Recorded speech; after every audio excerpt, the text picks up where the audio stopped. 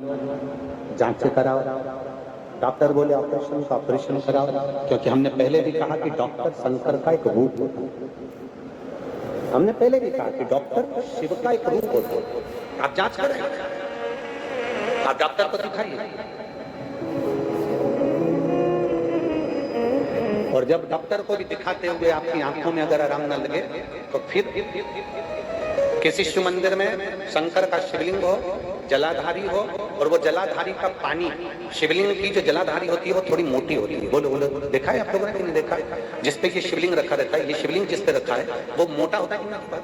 तो जलाधारी जो मोटी होती है ना चारों तरफ, तो शंकर पे चढ़ा हुआ जल इस जलाधारी में से जब यहाँ से बहकर आता है, उस स्थान पर अपनी हथेली का स्पर्श करिए, और स्पर्श कर शंकर के मंदिर में ही नेत्रों को लगाने का प्रयास करिए।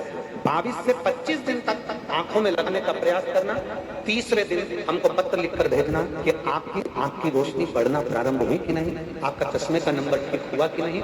नेत्रों पर इस स्थान का महत्व है। ये गणेश और कार्तिकेय का स्थान, बीच में अशोक सुंदरी का स्थान, शिवलिंग, शंकर के ऊपर जो जल गिरता है, शंकर जी की 5 लड़कियां, जया, विषहरा, साम्रीबारी, दौतली, देव, जिस पर शिवलिंग रखा है ये पार्वती जी का हस्तकमल, और ये जो भाग है जहां से जल नीचे गिर रहा है, ये 33 कोटि देवी देवताओं की जो धर्म पत्नियां हैं उनका स्थान होता है, जहां से ये जल नीचे की ओर आता है। उस स्थान पर अपनी हथेली का स्पर्श कर अपने नेत्रों पर लगाना प्रतिदिन प्रारंभ करो। 25 दिन के बाद बात करेंगे कि नेत्र की रोशनी बढ़ती है कि नहीं।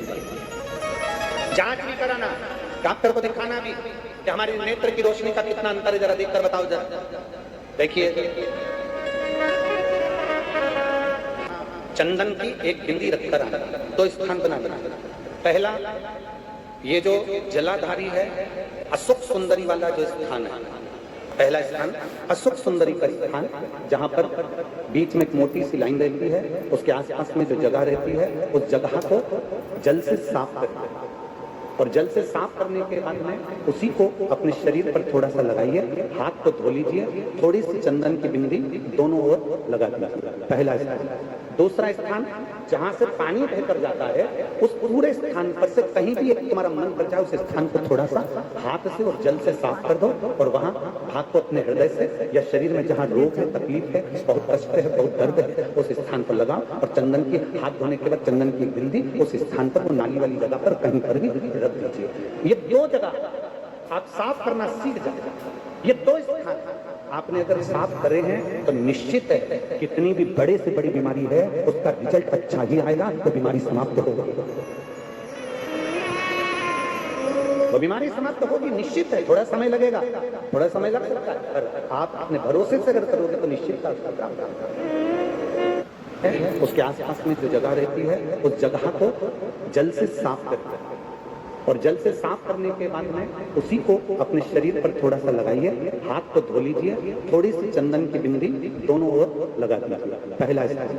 दूसरा स्थान, जहां से पानी बहकर जाता है उस पूरे स्थान पर से कहीं भी एक तुम्हारा मन कर जाए, उस स्थान को थोड़ा सा हाथ से और जल से साफ कर दो, और वहां हाथ को अपने हृदय से या शरीर में जहां रोग है, तकलीफ है, बहुत कष्ट है, बहुत दर्द है, उस स्थान पर लगाओ, और चंदन की हाथ धोने के बाद चंदन की बिंदी उस स्थान पर, वो नाली वाली जगह पर कहीं पर भी रख दीजिए। ये 2 जगह आप साफ करना सीख जाए। ये 2 स्थान आपने अगर साफ करे हैं तो निश्चित है कितनी भी बड़े से बड़ी बीमारी है उसका रिजल्ट अच्छा ही आएगा, तो बीमारी समाप्त होगी।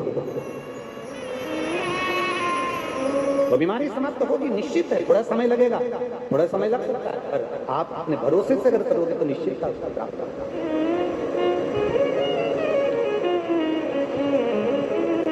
ब्रह्मचित्त नामक का एक शुभ भक्त शंकर जी की जो जलाधारी थी, जलाधारी के सामने जो द्वारी नाली थी उसको स्पर्श कर उसको धो रहा। प्रतिदिन उसका नियम ही रोज प्रतिदिन समय बदला, काल चक्र बदला, शनि ने अपनी को दृष्टि उस ब्रह्मचित्त पर दे दी। शनि महाराज ने अपनी दृष्टि दी और ब्रह्मचित्त शिव भक्त पर दृष्टि आई। कल एक पत्र था, एक माता जी ने, उस पत्र को ढूंढेंगे तो समय लगेगा, एक माता जी ने उस पत्र में लिखा कि गुरुजी, जो भगवान का भजन करता है, जो भक्ति करता है, जो आराधना करता है, दुख उसी पर ज्यादा क्यों आता है? दो पेज का पत्र था, हम उसको पढ़ते परंतु समय नहीं मिल पाया।